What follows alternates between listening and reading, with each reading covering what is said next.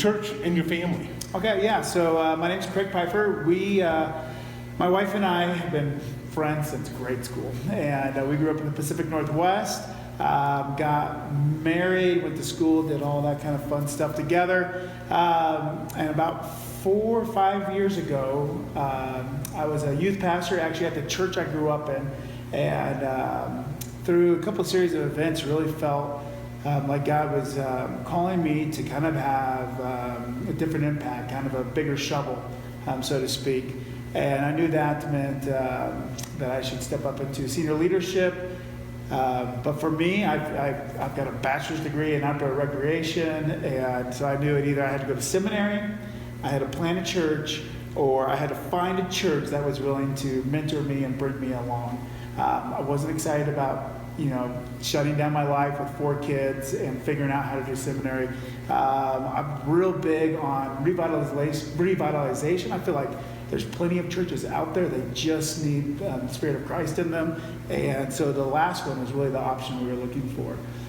So we saw that this church here in Colorado was looking for an associate pastor. I sent one resume to one church, and I said, here's what we're looking for. We'd love to come on staff and do this, but I really want to learn how to become a senior pastor. So if you guys are at the point where you are ready to bring on not just the associate pastor, but maybe the next senior pastor, that's what we wanted to do. And they said, that's exactly what we're looking for. So that's how we ended up here. Like I said, we have 4 kids. I've got 2 teenage daughters, and I've got 2 boys who are 9 and 7. And like I said, my wife and I have been friends forever. She's a great companion, great friend of me. Oh, that's great. Yeah. And I've been following your ministry through the years, and just know that God's doing some great things here through the church and through your ministry. One of the things that really caught my eye was you're using the Facebook post, the video post. Tell us a little bit about how that came to be, and ultimately tell us how you do it. Yeah. Well, one of the things. One of the things that happened is I mentored under Joel for 2 years here and became the senior pastor, and as we moved through that, and Joel and I have a very similar vision but very different hearts and everything like that. So trying to figure out what that looks like to do things a little bit differently. One of the ways that we did things is to kind of get me out there is through Facebook.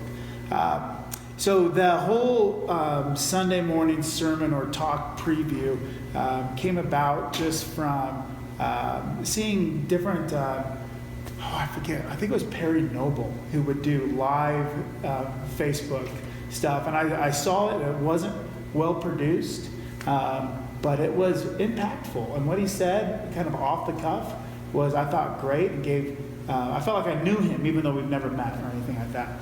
So I thought, well, we could give that a try. So we started doing it. I just do it with my iPhone, and really the idea there was to connect with people that I couldn't connect with during the week, to drum up just a little bit of interest, and then also let people know who are not connected to church. Church may not be what you think it is, and so one of the things that we always communicate every time I do it is, if you're coming for the first time, you should know whatever you're wearing is fine. As long as you come with clothes on, you'll be fine.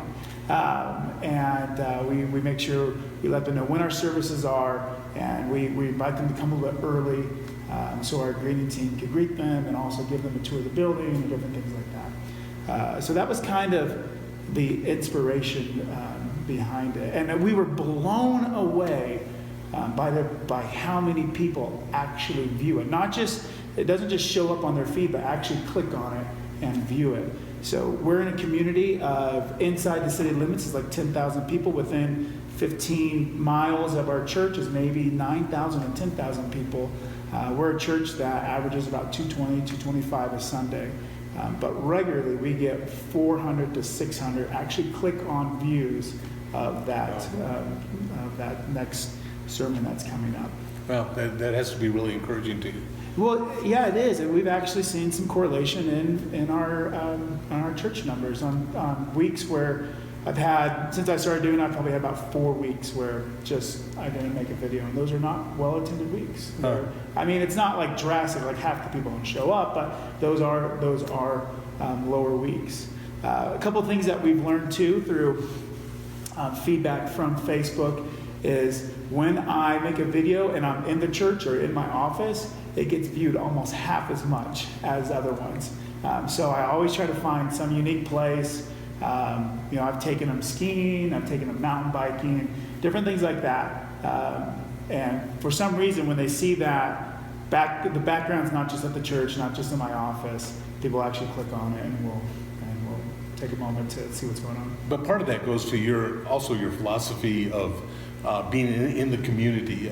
Tell just a little bit about your office hours and the coffee house situation. Yeah, so I kind of knew I wasn't going to be in my office a whole lot. So when I transitioned into the lead pastor, I put out a schedule that was really clear when I was going to be in the office and when I wasn't. I gave that to all of our leadership. I gave it to the ladies in the office, and I do a really, really good job at sticking with that. Because my fear was that people thought, well, he's never here, so I can't ever see him or I can't ever talk to him.